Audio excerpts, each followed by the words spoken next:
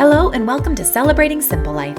I'm Kimberly and I've been planning parties and incredible events for the past 15 years. I'm passionate about connecting people, making gatherings purposeful, and making the most out of every moment. Join me as we learn together how to find joy, celebrate the simple things in life, use events to grow your business, entertain with purpose, and have a whole lot of fun along the way.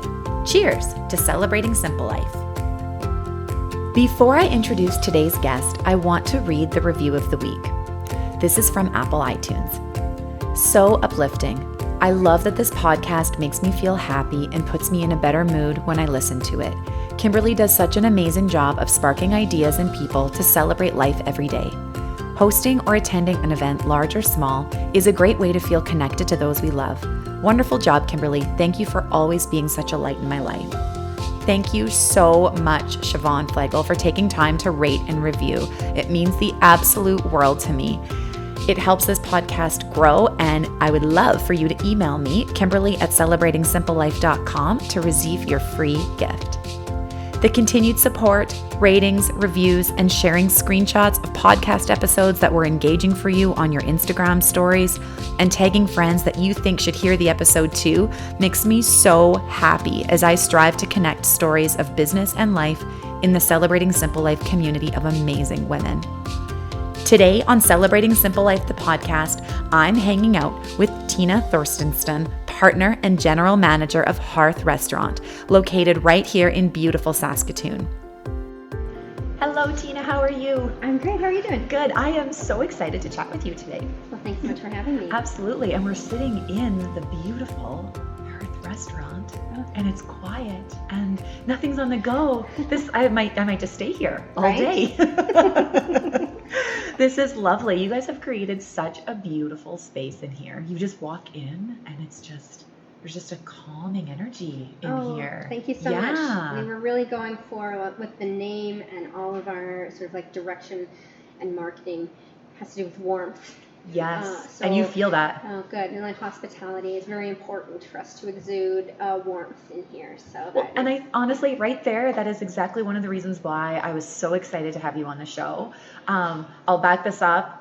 So initially, we haven't actually met before. This is our first time meeting, right, but yes. I have been fortunate enough to have the services of your restaurant for a project that I worked on with our nonprofit, Cassidy's Lemonade Stand. We did our SOAR for Cystic Fibrosis Gala here in Saskatoon. And everyone raved about our amazing food, which I could take no credit of, except that I decided I wanted to go with this amazing restaurant. So I'll take credit that I got to choose you guys.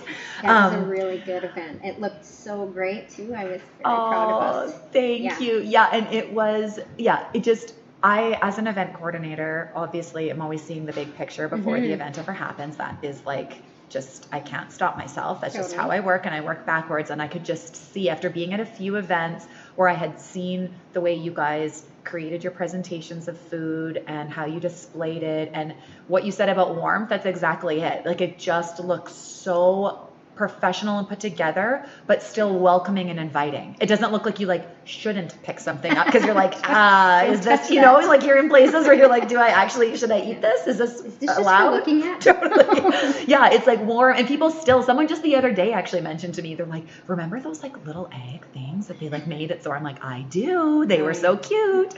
Anyways, you guys did an awesome job, and I've just been excited to chat with you ever since. Wonderful. So I'm glad that this worked today. So I would love for my listeners who maybe haven't had the pleasure of coming to Hearth Restaurant and eating and experiencing and everything that's here, tell us a little bit about how this all began. And Great. So it's actually the baby of Beth Rogers and Thayne Robstad. They're co-owners, co-chefs, and a husband and wife team. They and I met years ago, actually, when they were working for Soleo Foods and I was working for Pineview Farms, which were sort of sister companies. And they approached me and they said this was their plan, that they would like me to be involved. And that was 6 or 8 years ago. It was a while ago anyway. So we said, yes, let's do that. And then they actually created a really great catering company. They back up. They worked all over. They had come back here. They're from Saskatoon. They had moved to Vancouver and they were learning and building their skills there as young chefs. And then they came back to manage Soleo Foods. After they kind of needed a break from Soleo, they went traveling and came back and started a catering company. Oh, and then there was some Toronto. There was a bit of Toronto in there we're as just well. like east to west getting all of the flavors here back in Saskatoon. All of the practice and a lot of amazing restaurants that they've worked in across the country and bringing those skills back here. Because for them, Hearth is all based around like this love of Saskatchewan produce that just does not get the kind of attention that it deserves from like. So they're wild forage products in particular. I love that. Yeah, I love that. When they finally came back, they're like, we're ready to be back in Saskatoon. They started Caboose Catering, and I started working with them. One-offs here and there. I still had a regular job, and then we would do catering stuff together. So from small like private parties in people's homes to like 300 person galas. Quite a variety, of stuff. Totally. While we kind of put this place together, and then so while you were working in the catering, you already knew that this was like brewing and things were happening. We were saving money, yes, and trying to start looking at places. It all kind of sort of happened in early 2017. Early 2017, where we were kind of like, it's time. We're like securing some funding, and we got to start looking for places. And you just feel that it's right. Yeah. And so we did look at we actually came here for a beer one day when we heard that they probably weren't going to have their lease renewed here, the former tenants.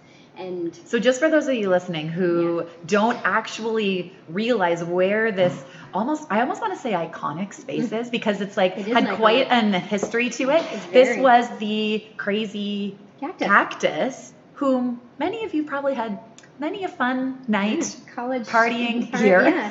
Gringos aplenty. Right? Yeah. And now, if you didn't realize that it was that space when you walked into it, you would not have an idea that it was, because it looks so different inside. It's so funny because it is, like I said, it's the exact same bones. We never changed. We didn't even take out or required to take out a building permit because we weren't changing the structure. It was like pretty much cosmetic. It was all cosmetic. It was a lot of deep cleaning. The main thing we had to redo here was the floors. We had to rip out we were hoping to salvage the floors and just retop them, but they were pretty spongy, so we had to pull out the subfloor. Go all in on that. Yeah.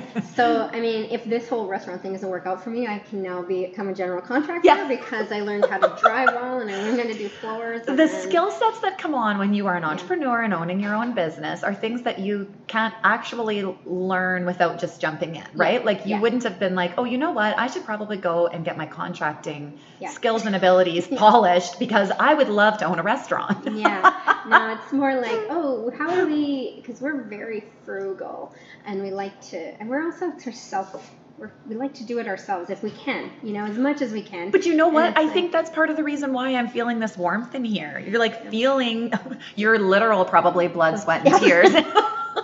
Melded into your beautiful new floors. Yes, I didn't cry in here until once after we'd opened, but I'm sure Beth and Thayne had some tears. And I'm sure it won't be the last of them. I do not feel like owning a business is for the weak of heart. I definitely bled the first week that we came in to start ripping things apart and doing the demo.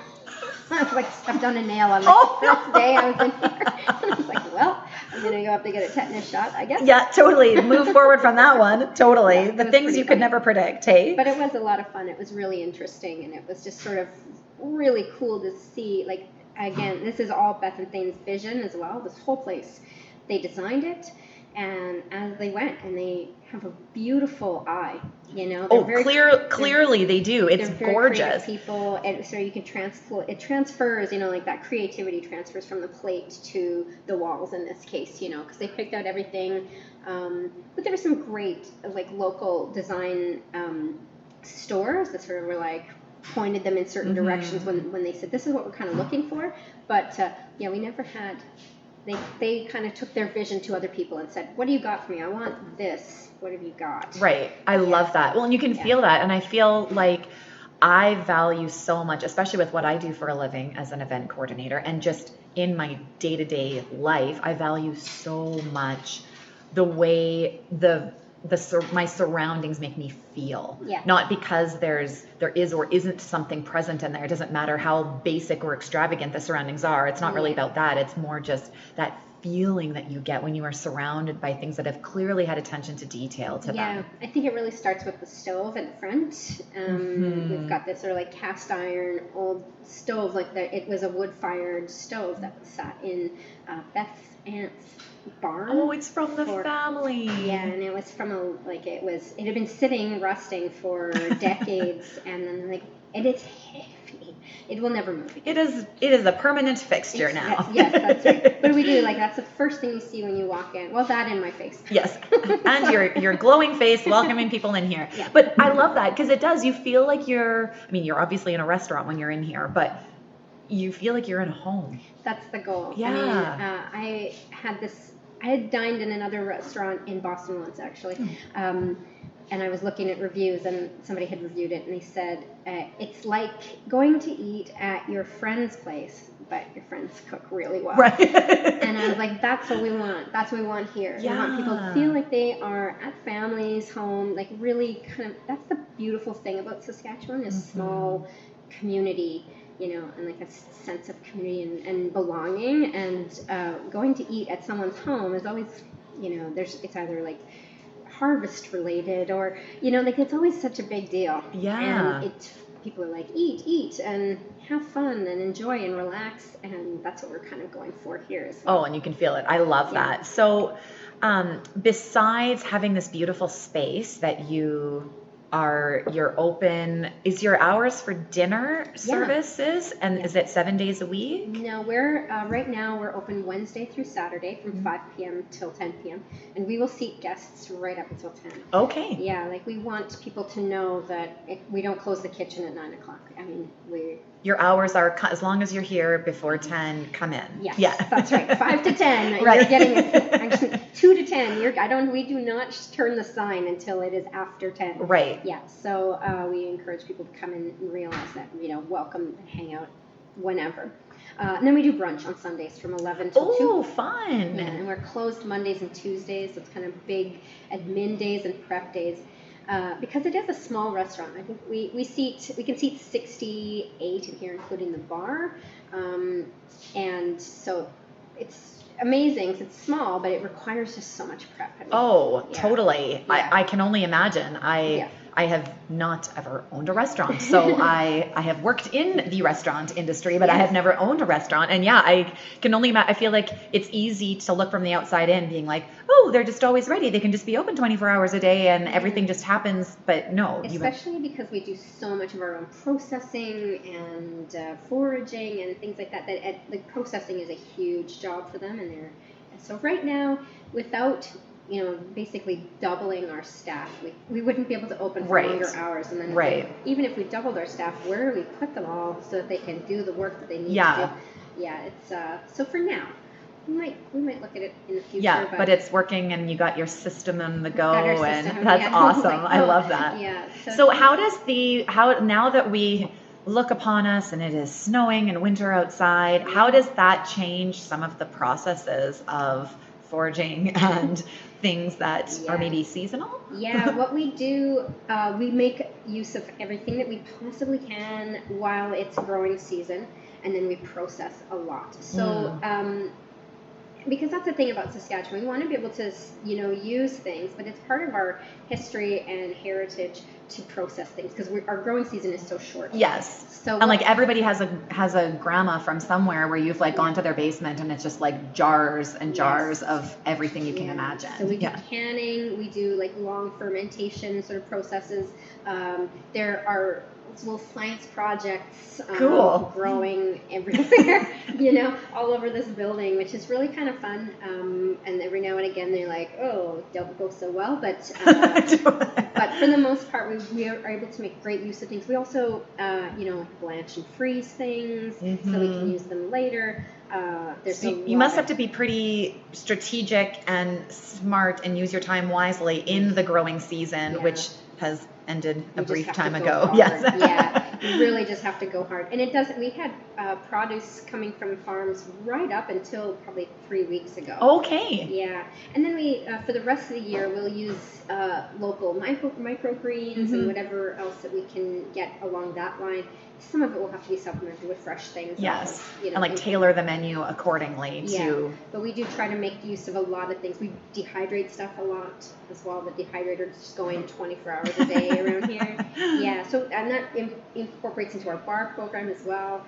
We try not to waste things. We use various fruits to make syrups, and so it all gets integrated, and everything kind of, even like the tailings, like the stuff that you think has already been used to its best ability, we can kind of use that for something else still. I love that. Yeah, it's great. Well, and it's interesting. I feel like my kids love being in the kitchen with me when I'm cooking, and are now old enough to take on some of the responsibilities themselves. And it's so interesting because it took a while for them to realize that these things didn't come from the grocery store. Yeah. Like that was something that I intentionally, life is busy and whatever, and I would love to be able to prepare more stuff myself than I do. And that's a constant like toss up of like, how do you fill your house with good food when time is of the essence? But yeah, to have them be involved with it, it's such an interesting process. And I love that you're incorporating that, because I think a lot of adults probably don't actually realize the whole process. I get a kick out of actually what you just said, because my grandma was a, like homesteady kind of lady who did an amazing preserver. She made like sauerkraut and pickles and all. She was a canning extraordinaire. And I asked her about it once, and about why, and she's like, because it was the cheapest way to go. Like if I could afford to have, I was so busy. She was a single mother actually. So she's like, if I could have, and she had to work off of where she was. Yeah. So she had a job, and she had kids, and she had sort of like a secondary business. She had a boarding house, and she's like, if I could have afforded to buy beans, I would have bought beans. Right. But I could not. This was out of necessity, not because I'm just a dream.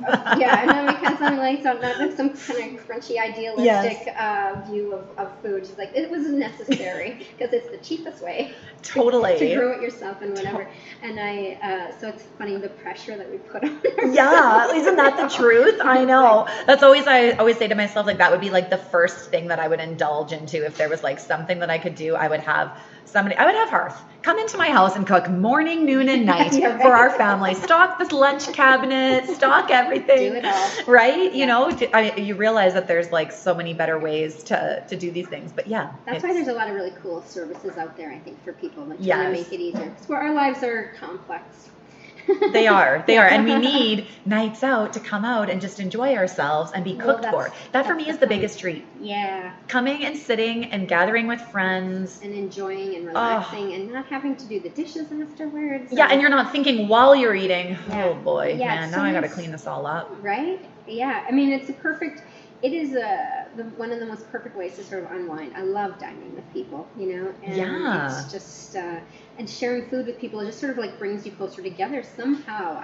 It's different than other activities. It is, and you're naturally, like, you're using your hands to eat with your utensils, so you're naturally unplugged, and you're not also holding your phone, and you're not doing other things, like it just feels, I love that. Yeah. It's like family dinner grown-up style. Yeah. Lots of people tend to catch up in their conversations. It's a beautiful thing to watch. Oh, it's beautiful to be part of, for sure. I love that. So besides the, like I said before, I had experienced some of your food and the things at some events that I have attended around Saskatoon, where you've been the caterers for the event, including the one that you did for me.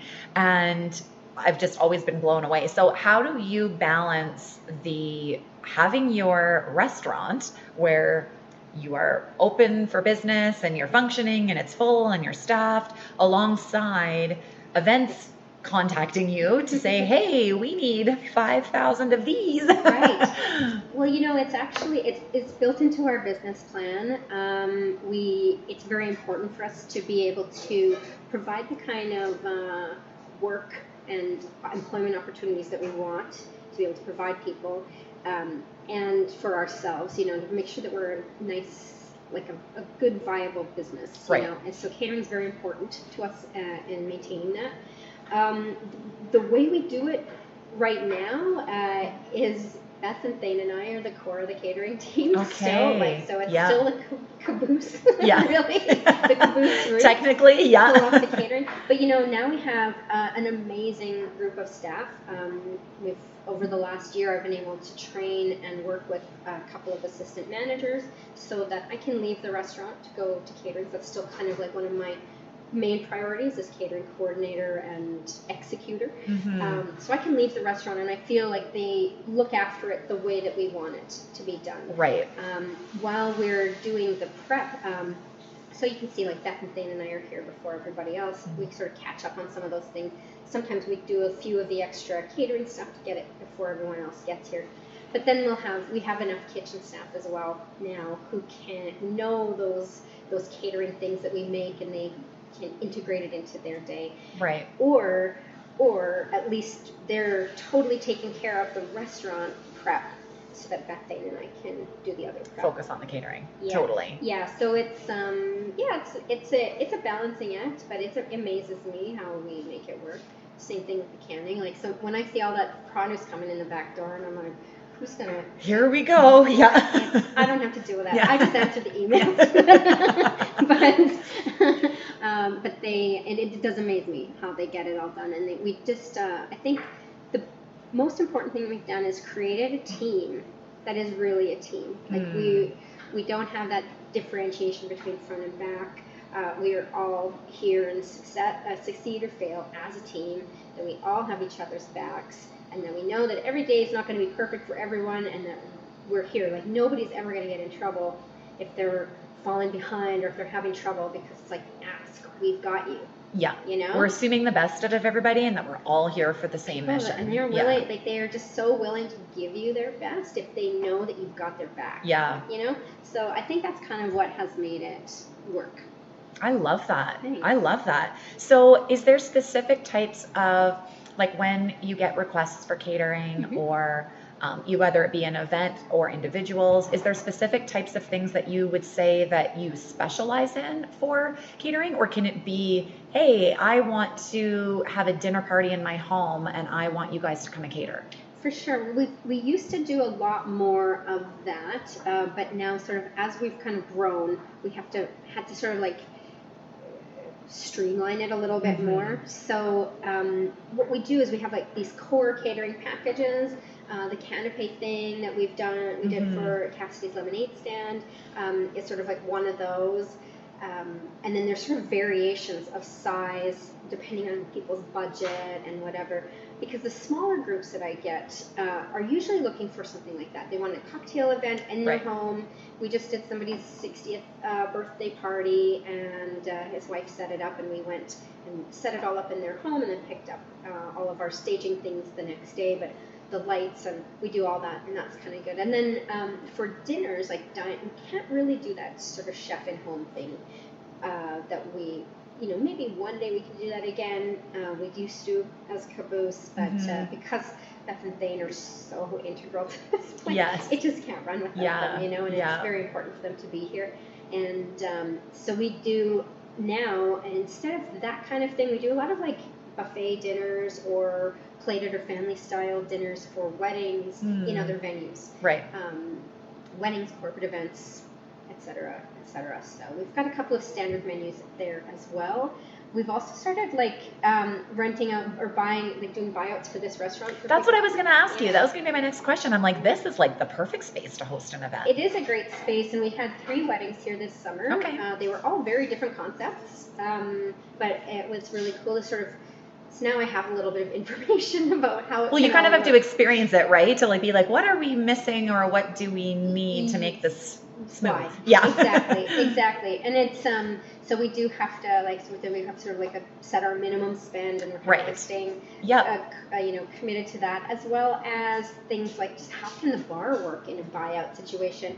What's the best way? Like, is it ticketed? Is it supplemented? Is it? And everybody wants something different. Like, that's right. They all come in with their own ideas, right? Yeah. Some people would like. We've kind of sort of narrowed it down. We after spending a year, a little over a year at this now, we've got enough data that we can start putting it together. It's like, what works, what doesn't?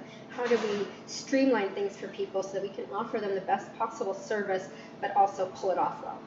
Well, and it's interesting too, sometimes I find that sometimes too many options isn't good either, No, right? that's Like true. having it a little more streamlined where people are like, Yeah. okay, they go with it more so if there's just like a boundary there of you can or you can't. Yeah. This is just the way that it is. You can ask, Yeah. but this is the way that it is. Like, and we like to try and accommodate just about any kind of request, because like it's all about the customer experience, the guest Right. experience for us is very, very important.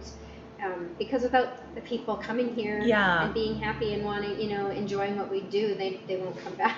So Well, and I the think same thing. it's so interesting because I found over the years, I've been event planning for 15 years, and I find that was always, it's gone to like ebbs and flows a little bit, as well as I've sort of moved in and out of what I take on as events. I used to start in weddings, and now I don't do weddings anymore, Yeah. unless somebody would maybe ask me like very nicely. Right. But They're big. yeah, like that is just not the industry that I'm in, and I haven't been for many years, but that's where my start came from. So that's Sure. where I sort of glean a lot of my like beginning year information was from weddings, because I learned a lot from them all being so different, and people having such specific ideas or not specific ideas, Yeah. and needing major guidance as to getting their vision to come to life. Yeah. But yeah, I find it so interesting that like a lot of people over the years, they're looking for creative ways. It's like they have this idea in their head, whether they've come across it on Pinterest Yeah. or seen something on Instagram or whatever the case may be, where they have this idea of what they want their event, whether it be a wedding or anything in between, to look like. And it's hard sometimes in a city the size of ours, where to be as creative as you want to without sort of picking things that have kind of been used and used and used and used. And not that there's anything wrong with that, and transforming spaces is like part of the business. However, they're like, I want something that nobody's ever used before. And you're like, oh boy, okay. Like you start researching and have to really think outside the box. Yeah. And I think it's really cool that when you have a space like this, I think a lot of people wouldn't walk into a restaurant. I think because I do what I do for a living, immediately as soon as I walked in, I'm like, oh, this is a perfect event space. But I think if you're just coming for dinner, that isn't necessarily what's going through your mind. I do get occasionally my server will pop by to see me, and they're like, would you pop by such and such a table? Right. They're getting married and they would like to talk to you about catering, or they're getting married, or they're having an event, or they'd like to talk to you about using the space, and so I'll go and talk to people. Yeah. I find that actually, like, it's a little bit different with us because people have tried our food someplace else. Either at another wedding or another corporate event or at another, like fundraiser or gala or something, and they're like, oh, this is really good. I want them for my thing. And so it allows us to sort of, even though we've done it, maybe they've had it before, they still want it. Totally. They're like, well, I want those little deviled eggs again. Those little eggs, those are the things, and they look so darn cute, just all sitting on their little platter. Yeah, it's just, and that's part of it. Fun one. And like the bacon wrap dates, they're like, can we get the bacon wrap dates? I'm like, of course you can get the bacon wrap dates. We can, so that's really, really interesting, and it's a little bit different, I guess. It's like, I know it, I've had it, I want it. You know me, and I truly believe that there are ways to celebrate every single day. One of the ways I like to treat myself is with a beautiful and meaningful piece of jewelry from Elizabeth Lynn. Elizabeth Lynn has been creating stunning collections for a number of years, and their most recent launch of the Cosmos collection has blown me away. I have already been wearing my Venus necklace every single day, and I don't want to take it off. The delicate layering pieces within all of her collections all seamlessly work together to make each piece timeless. Elizabeth Lynn is the kind of company that you just feel good supporting, because once you do, you are part of the family forever. From necklaces, bracelets, earrings, these pieces can go from day-to-day wear to a night out with your girlfriends perfectly. Each piece is handmade with love by designer and owner, Megan Hammond. She is a one-of-a-kind kind of gal, just like her collection, and trust me on this one, you want to know her and become a part of the Elizabeth Lynn tribe. You can find all of her beautiful collections online at elizabethlynn.ca, as well as in a variety of retail stores across Saskatchewan. She ships her beautiful pieces all over the world, and now is the perfect time to peruse all of the beautiful products just in time for Christmas shopping. Treat yourself or someone who means the world to you by giving them a timeless piece, locally created and made with the utmost care. And as a value, member of the Celebrating Simple Life community, get this, you get an exclusive code to receive 15% off your entire order. 15% off your entire order, ladies. You can get a jump start on your holiday shopping by clicking over to elizabethlynn.ca and use the code CELEBRATE15 at checkout to receive your discount.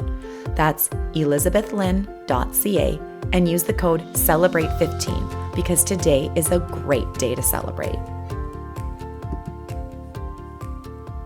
I thought about Hearth because...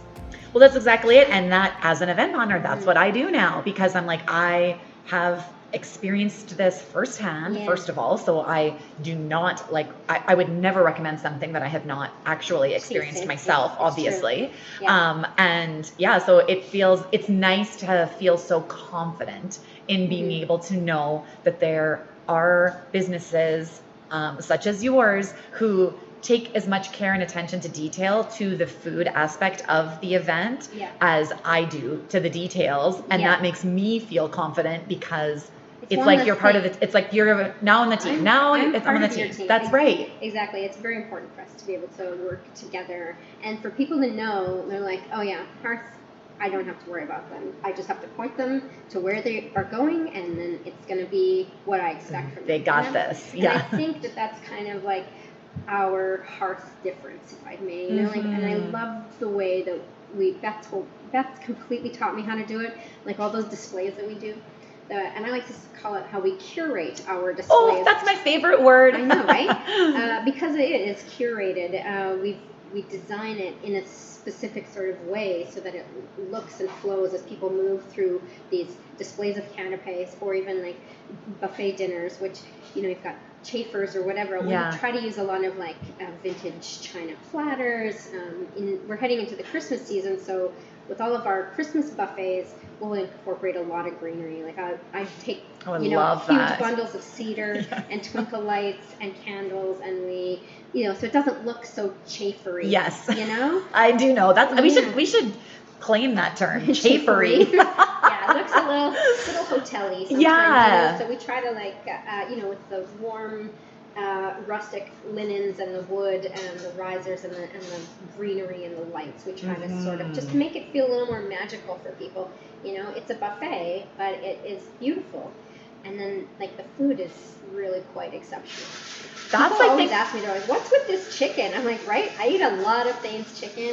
He has a very special method for brining, and it always is perfectly moist and perfectly seasoned. Honestly. Like, well, and that's hard to do. Like when you are catering, especially for large events, and you're making things that are supposed to be consistent for every person attending, that is not an easy task. And there's a lot of times where you realize that it wasn't done well. Or dry or whatever. I don't know. I mean, I'm not the chef, but I don't know all of their secrets, but I know a few of the secrets. And it is amazing what they're able to accomplish and maintain that quality for like a huge volume. I mean, we're doing a dinner for 183 on Saturday. Wow. A wedding at Community Hall. Oh, yeah. And it's going to be the first person to eat, and like the head table will be serving them or whatever, but it will be the same quality as the last person going through the buffet. And that unto itself is a huge, unique, beautiful thing about what it is that you do. Yeah, thanks. I love that. Yeah, it's very exciting. I love that. So I'm definitely proud of it's easy for me. It's easy for me the hardest part of my job is sitting there and accepting people's praise. That's a great problem to have. Right. Well, and that's the beautiful part about there being, like, I love what you said before about the whole team aspect of it and how from front end to back end to whatever role you play here, to feel valued and to feel important, you can tell that people love what they do and that they're invested in what they do and they're not resentful about coming to work or... And I think we try to, we lead by example as much as we can, so it's a hustle for sure. Oh, yeah. I mean, I'm sure every day isn't rainbows, but it's an enjoyable hustle for the most part. I mean, this is the most this is the best time I've ever had in a job, Wow. And it's probably because I've got a lot of freedom, but also a lot of variability. Like there's just, and occasionally the problems add up and you get a little overwhelmed, but for the most part, it's like more exciting. Oh, I love that. Yeah, because it's just changing. You don't get bored. I think a lot of people get into a job and then they're like, I've mastered it now. Now, once I've learned the job, now I've mastered it, and now I'm like, how am I going to do this for the next 5 years? Or that was honestly the exact reason why I got into the event planning industry, because I couldn't think of anything else at the time that was going to give me every day feeling different, which for some people is a nightmare. They want that consistency, but for the personalities that you and I are, you want that change and you want it to be different. So because that's part of the joy of the hustle. It's like fun to have that little bit of like kind of going on. You don't want that 24/7, but it gives you momentum. At least it does for me. Yeah. It is. It's very exciting, and it's like it makes it fun, and sort of sharing that with the people that you're working with, like sharing that sort of like level of excitement. This is just a really funny sort of segue, because I also climb mountains. Oh, wow. Yeah, it's very... I'm learning all new kinds of things about you. That's great. Yeah. It's very similar. Like working that connection, like working with a team, you know, you're in a heightened sense of like, oh, this is like serious, and you know, you're sort of like that good anxiety gets into play, and you're sort of like, things are happening. That happens in a restaurant too, you know, like when we're catering for 200 and we're gonna maybe turn 90 people in here in the same night, and it's exhilarating. Totally. Well, and then it's done at the end of the night, and you're like, oh, we pulled that off. That feeling of accomplishment. Oh, totally. I completely understand that. Very similar. So it's they're very, my sport and my job kind of really mirror each other, even though they seem completely different. It's fascinating. That's amazing. I love that. So, how do you find, so with the events and things that you've hosted maybe in the restaurant, or events that you've gotten to be a part of by doing the catering or being involved in some capacity, what would you say would be some of the things you've noticed in events that you've done that were maybe some of the more memorable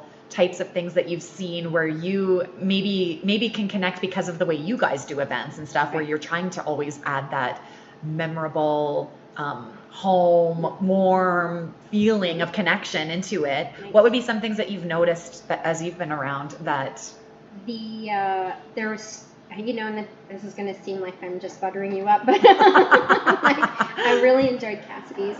It was like the SOAR event last summer, in June. Yeah. It was in a beautiful space. I loved everything that you guys did from the, you know, projecting SOAR on the walls. The theme was Napa Valley, and there was like wine barrels everywhere. But what I really liked the way that our display ended up looking, you know, because I know it was a different plan. We were supposed to be kind of have a VIP area in another place, but it was like 40-mile-an-hour wind. Yeah, and the weather was not for our favor. Yeah, so then it all ended up being condensed into those two corner side like tables, with one through the middle, the dessert one, and I thought it looked just it was like bang on. And I couldn't have, I mean, we hadn't really discussed specifically how, I mean, we knew the general area it was going to be, but I think that comes back to you were so trusted by what we knew you were capable of doing. We knew no matter what changes happened, you were going to be able to roll with it, and like, it doesn't do you any service for it to not be done well. It doesn't do me any service for it to not be done well. Right. We wanted to look good, and we wanted people to really enjoy it. And it was, I thought, you know, like my first sort of thought is like, and my poor staff, they're like, what can I do? And I'm like, you can stand back and just wait a minute. Because I got to process and visualize it. You know, because Beth is amazing. She's got this ability to just see it. And she's described it to me as, she's like, think of it as a forest. Like when you're standing back, like say on a highway and looking at a forest, you see different levels. And that's kind of how we do. And so you've got like the tall trees, and then you've got the underbrush, and you've got things. So that's how we kind of do it.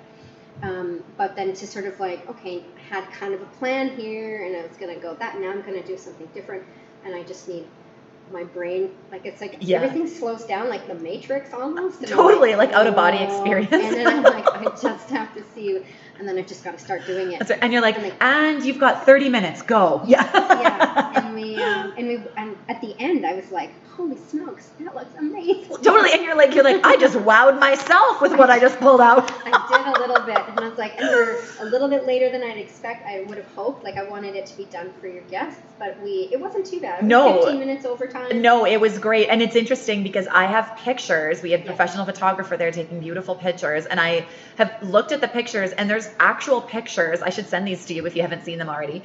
Pictures of guests getting their food, nice, beautiful close-ups. I mean, she must have been standing far away and like not right in their face, but of them, like you can see the wow. You can see the like you can almost like see the look. I'm like making the expression as if our listeners can see what my face is doing right now, but you can see their like joy as they're like trying to decide what to pick up. Like, what do I take first? How do I fit every single thing that I want onto these plates? Because I wish I had a mammoth platter to take with me. I'm just going to take this whole platter with me. Actually, a gentleman hugged me at that event. He was like, this was amazing. I'm like, oh thanks. I'm like, I didn't make it, but thank you very much. It's for me, like, that is exactly the type of details and the type of story, which is what, I mean, obviously events with Cassidy's Lemonade Stand have like a whole nother near and dear to my heart, because that is like for my daughter and finding a cure for cystic fibrosis. But even on the events that I'm working on with the client, like that is what I want them to feel. I want them to feel that every single detail was so thoughtfully curated about it, that I listened to them, that I understand them, and that they feel like this is a reflection of what they wanted. It doesn't matter what I want. I would often probably have a completely different vision for the event if I was just planning it on my own and wasn't getting the personal insights, but that wouldn't feel like them, and it would lose the feel and experience that they want and the reason for throwing the event in the first place. And I want for people to not have, for when it comes to the food part, for there to be no stress for them. Yes. You know, it's because putting on an event is just so stressful, and I want for our part for them to just feel like, okay, I don't. Yes, I can let this go, and they've got this, and they're going to do it times 1 million what I could have ever possibly pulled out myself. Well, and like our answer is basically yes. Like we try to be like, it's like, do you have this? Yes. We do. Yeah. Mm-hmm. So we've gotten into our own rentals and things like that as well to be able to sort of continue that same sort of continuance, because people want, we've got like those vintage platters and stuff that we present the food in, but now we've got our own, all these like the vintage plates and cutlery. Which really does make it easier because you're using those things all the time. Yeah, for sure. And I mean, it's because we're not really able to provide third-party rentals. It's just such a logistical nightmare. That's a whole nother business, a whole nother show. That's why Handy exists. Yes, that's right. There's a lot of amazing places that you can rent cool products from one-time use. Yeah. Exactly. So, but I mean, for us to be able to, especially for the food-related items, to be able to just cart those along. So, because that would add a whole nother like logistical piece to your business of having to go get those things and trying to make it easy, and which really that's kind of where part of my job comes in. If people don't have those types of things to like make it all curated, but that's brilliant that you guys. So we can provide anything related to the food. Like people ask us sometimes for beverage services stuff, but we just don't have quite enough staff to do that off-site. Yes, they're like, could you do also the bar? And we're like, well, no. Yes, no. We'd like to maybe one day. Yeah. But not yet. Again, bar legalities, a whole nother episode. Yeah, exactly. There's a whole. I mean, we're licensed for it. We could. Yeah. For the right size event, we can. Yes. Like if it's small enough. That's right. Like under 100, I could probably pull that off. But over 100, it's like, I don't have quite enough staff to pull off the whole thing. So where in the next few weeks, months here, as we lead into Christmas, where can, if guests are looking for, obviously you do a lot of private events, which you're not invited to. Sorry, you have to be a guest. But if you are at a public, some of them are. Yeah, some of them are. Fortunate enough to go to a Christmas party. Well, yeah, like I know for sure you have stuff coming up with Midtown Plaza and events, and that was actually where I found you guys out in the first place a long time ago. Yeah, super exciting. We've been invited to be a part of the champagne shopping event at Midtown again this year. They had their first phase grand opening for the new mall renovations, I guess. And we did that last year. That was such a fun event. It was such a fun event. It was really cool for us. That was our biggest to date. We I think we pulled it off very well. Our displays looked really, really good. And They did. Food was good. People enjoyed everything. It was kind of it was really funny. It was kind of overwhelming because when they opened it up and I saw the people coming up the escalator, because I was at the dessert table upstairs, and I was like, oh, it looked like World War Z in there, and I was like, they're coming.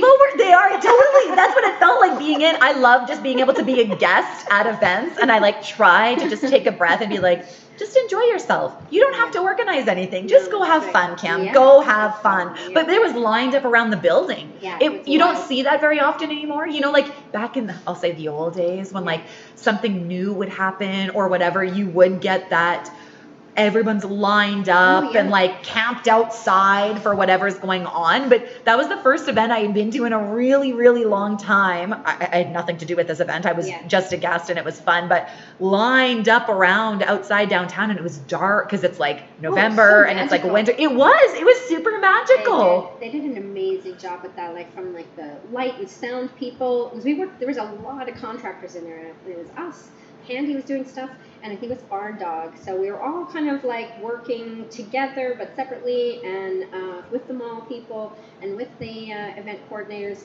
It was amazing. I agree. Kudos to the coordinators and every partner involved, because that was really fun as an event planner.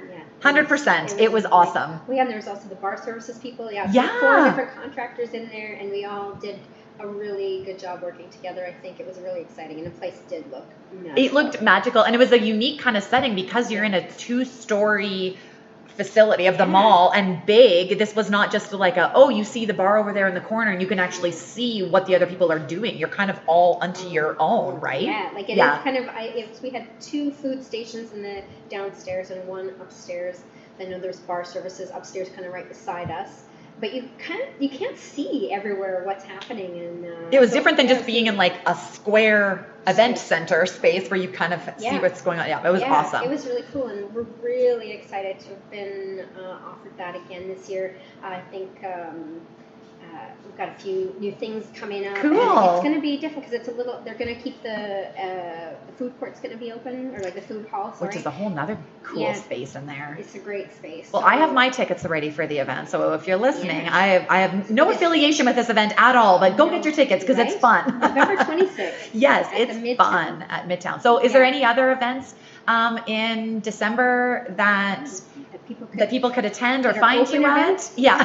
Without crashing a wedding, without crashing someone's wedding. Without crashing a wedding or a corporate party. Actually, most of the rest of it will be corporate events. So they have to book you in order to be able to receive your amazing services. But I do have plenty of dates open still. In December. That last week of November, I was really surprised, filled up hard. So people, if they are looking for a Christmas something, they could still reach out and see if there might be some dates available. Okay, that's good to know. I'm the person I'm the email god over here.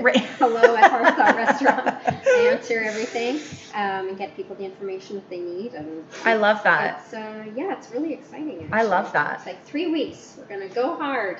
Doing this. I know it is the season. You can feel that momentum building. I love it. Yeah. Which leads me into wrapping up this interview and asking you questions about how you manage yourself personally while life and momentum and things pick up. So what would you say for yourself? I know this is always the part that my listeners love hearing, because it's all easy to like hear about somebody's business and how like we've really got our systems down and everything's great. But how do you actually stay in the mental headspace in order to find joy in the busyness and that's always my mission and mantra in life, because there's a lot of days that I don't feel like finding joy. How do you find it anyways? And keep putting one foot in front of the other, even when you're tired and exhausted and you've been up till all hours doing some party and then you've got to party again the next night.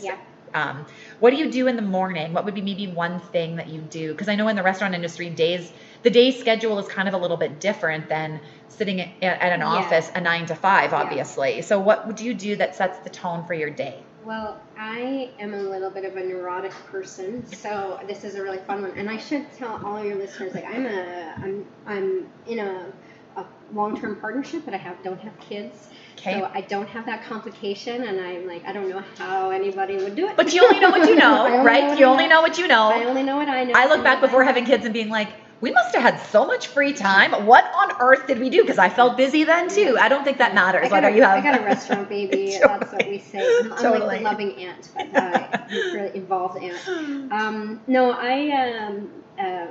my sport is really important to me, and so I climb and I work out every day.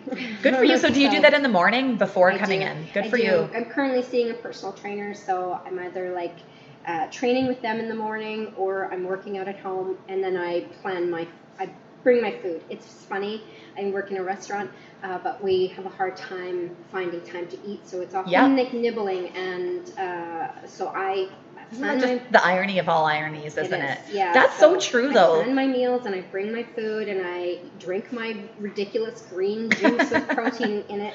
And but doesn't that help keep your moods? I was just talking to somebody about that in recent weeks about how I'm like reading this book about moods, and I'll use the term moody, but not moody like hard to be around, just things really affect my moods. And if I don't eat or I don't whatever, which is so easy to happen when you're hustling and bustling, that's so smart of you. Well, and I've got a lot of support.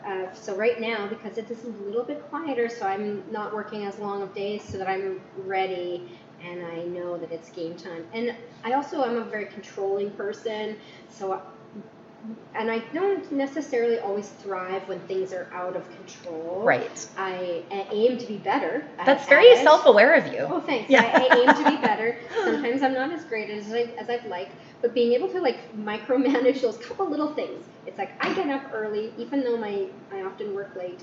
I get up early. I need my full hour of telephone reading, Instagram time, and coffee, and then I work out, and then my day starts. I mean, but that's my Tina time, and it's essential. That's a good Tina time. You should get a T-shirt made.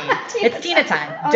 Maybe a coffee. Don't talk to me. It's Tina time. Yeah, exactly. But it is. I make that time in the morning because that's when I know I'm going to get it, and so And it doesn't happen if you don't make time for it. It will. You will say for the rest of your life you're going to do it, and it just won't happen. It takes a little bit of planning and like obsessive controlling those one small aspect of my life, which is like exercising and eating.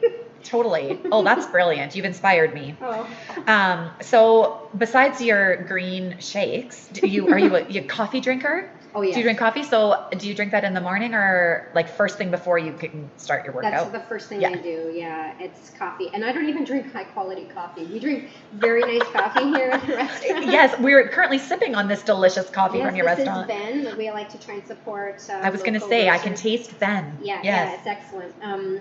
No, at home, I'm more of like the volume variety. I'm like 12 cups. I'm going to drink most of this. My partner will help too. Yeah. And I'm drinking the rest of that pot. I love it.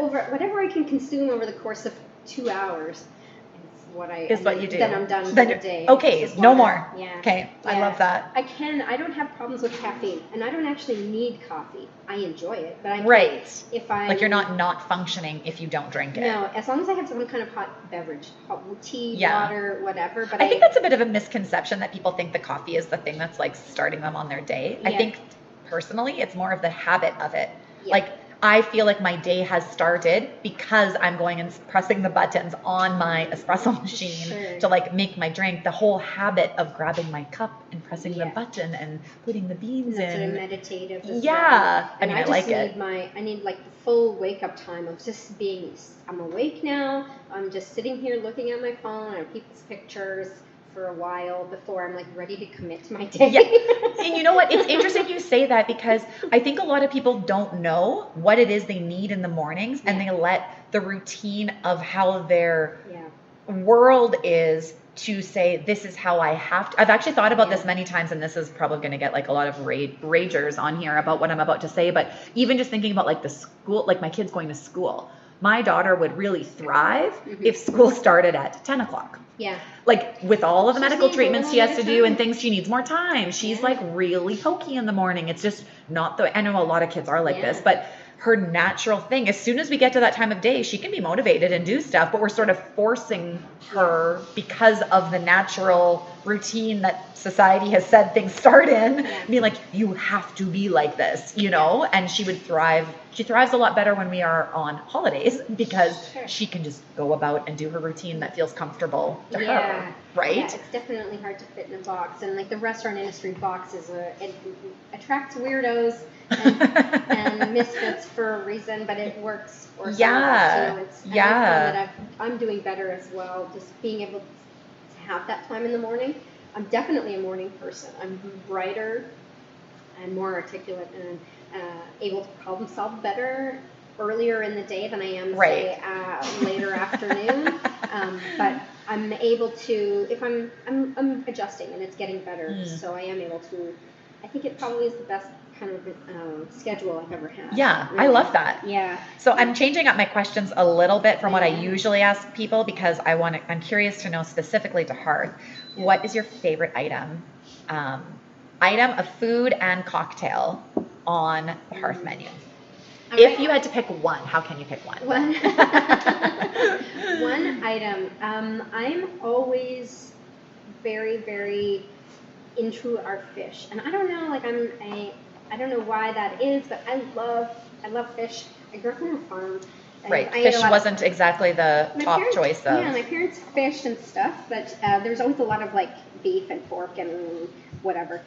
So I'm really into fish, and they do fish so well. It's constantly changing. There's never been a fish dish here that I didn't like. It's always my favorite, the fish. So, and it changes, whether it's fresh caught or like a freshwater pike, or we've also done, like we use steelhead trout that's from Diefenbaker Lake quite frequently. Either one, and those are very different fish. Yeah. But those are often my favorite dishes. On the cocktail side, we've got a really great thing right now called the Secret Garden. Ooh, I haven't heard of this. It's so lovely. Our bar manager Kelly does a great job. She's not from a background in of mixology, but we felt like she had what it takes to run a good bar program and mostly be face behind the bar. Yeah. Because she can handle a lot. Right. So she's really coming to her own though. So this is one of hers that she created, but it's got Aperol in it, which I love, and it also has Black Fox cucumber gin. Ooh, how fresh and yummy. Yeah, it's great. It's a really, really fun cocktail. She's also doing some fun stuff. It's a non-alcoholic. We're working on low-proof and no-proof cocktails here, so that people's lives are changing, and they're like, even me, I find I can't, like 2 drinks, I'm okay, 2.5, and I'm feeling like crap the next day, you know, like garbage. So more people, and I think, are looking for it. They want to go out, they want to have something. So a low-proof cocktail option that we have is called the Apollo 11, and it's made with seedlip citrus spirit. It's like a non-alcoholic spirit. Interesting. Very interesting, and I find it's like reminiscent of Tang. Which is like a real throwback. Which is why we called it Apollo, or she called it Apollo 11, is because that's where what they developed. That'd be the Tang. era. They developed Tang for the space program. So, and it's not in a bad way, in a very, very good way. Oh, I love that. Yes, it's very citrusy, orangey, and I was like, oh, interesting. That's so creative. I can't wait to come and try some of these cocktails.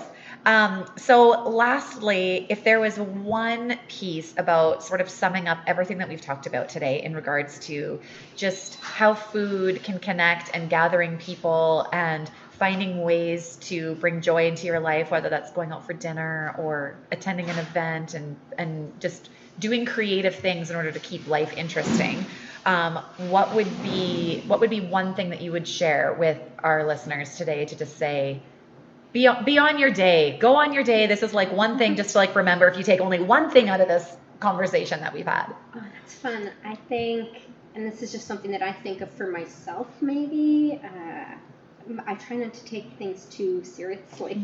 You know, none of it's life and death. Like, we're doing food here, and it's a lot of fun, and the more fun we can have, the better and easier it is. That's so smart, especially as a self-admitted control freak that you said, which you're speaking to the choir here. Maybe it's an industry thing that's like hard to not be a control freak, but I love that. Yeah, thanks. Yeah. I'm working on it. I wouldn't say that I'm like the guru of not taking well, myself and that's too even more seriously. beautiful about it. I think everybody thinks when they hear advice from somebody, they're like, oh, they must have mastered this. But that's the point, is that you can say, it's like, this is aspirational for me. yes. Well, and the more people around you that know that there's things that you're striving for, I think can be like the people that are like, hey, remember we're trying to not take things too seriously, right? Let's like figure this out in the heated times of stress when that's out the window and hard to remember. I mean, it's our business and it's our baby, and it's very important, and it's very important that it succeeds. But I'm sure it's the same thing with having kids. You gotta have fun. You've got to present that sort of like image, at least, of like, this is great, everything's fine. Well, it is. And sometimes, like, not that you want to fake it till you make it, but sometimes if you're having a rough go, whether it be a rough day, a rough week, month, years, whatever you feel, sometimes just reminding yourself to find joy in something can just be the spark that you need to kind of help turn that around. That's true. And there's something to laugh about here every day, every day there's something. That'll be a whole nother episode of us talking about the outtakes of the catering, restaurant, and event industry. Oh yeah, nice. You should come one day and listen to us talk about, we have questions of the day, which are quite interesting. Oh. Pass through the whole place. Oh. Like, if you were bread, what kind of bread would you be? I love those. Those are my favorite. Okay, we'll do a whole other show of questions of the day. I love that. Well, thank you, Tina. This has been so lovely. Yeah, your energy and the way what you guys have created here is just so beautiful. So you guys need to check out Hearth. You can find them on Instagram, Facebook, their website. I will link everything in the show notes so that you guys can follow along. And if you are thinking of Christmas events and you still need some assistance, you know where to call. So thanks. That's great. Thank you so much. Absolutely. I could not be more excited to let you know that Shine Summit tickets are now available.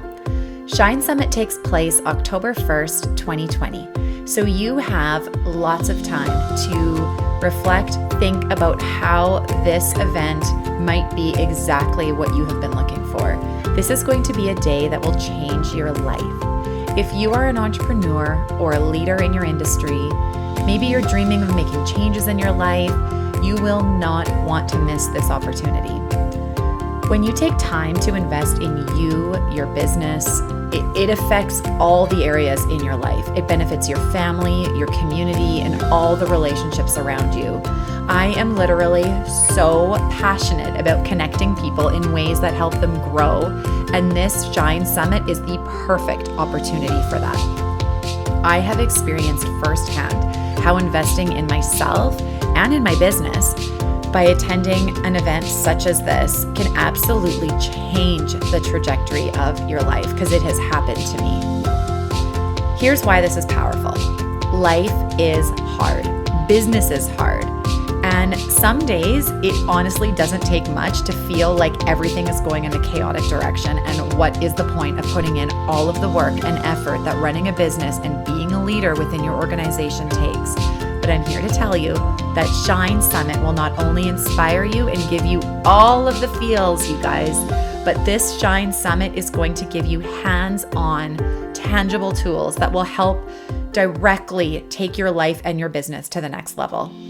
Being surrounded by like-minded individuals and those who have been in their entrepreneurial and business journeys longer than maybe you have is absolutely essential.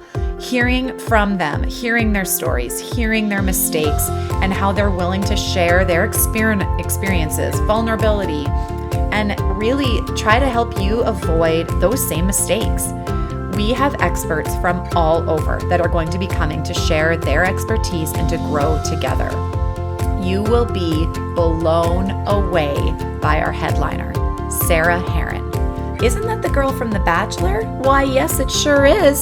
Sarah is a force to be reckoned with, and she has taken her experience of being on a public television show and putting her story out there in the world and taking her disability that she was born with and turning it into something extraordinary. She has an incredible story, an incredible business sense, and she is such an inspiring woman. And you get to hang out with her and be inspired. This summit has been created to surround you with a community of incredible women who will challenge you, help you grow and thrive, and we want to see you there. Imagine the energy, joy, and engaging lessons that you get to be a part of and incorporate those directly into your life and business in ways that are specifically tailored to you. We will be talking about leadership, marketing, social media, overcoming adversity, reinventing your business in new and unique ways. This is not the type of conference where you are just going to hear speeches and leave with a few notes. If you are struggling in finding your niche, to sell more, to organize your finances, or maybe you're even afraid to admit the things that you wish you understood in business, then this is the place for you. This is a summit where you will be challenged to be interactive, to dig deeper in order to achieve the goals that you are dreaming up. Shine Summit is being hosted in the most beautiful event space where everyone attending is there for the same purpose, to shine. These tickets are going to sell out fast, and as a listener of Celebrating Simple Life, the podcast, you are the first to know. Check out shinecollective.ca for all the juicy details. This show would not be possible without you, my incredible listeners. It would mean the world to me if you would subscribe to Celebrating Simple Life wherever you listen to podcasts. If you really want to make my day, leave a review. Each week, I will pick one review that will be read on the show, and the person who left that review will receive a special gift from me. Cheers to Celebrating Simple Life.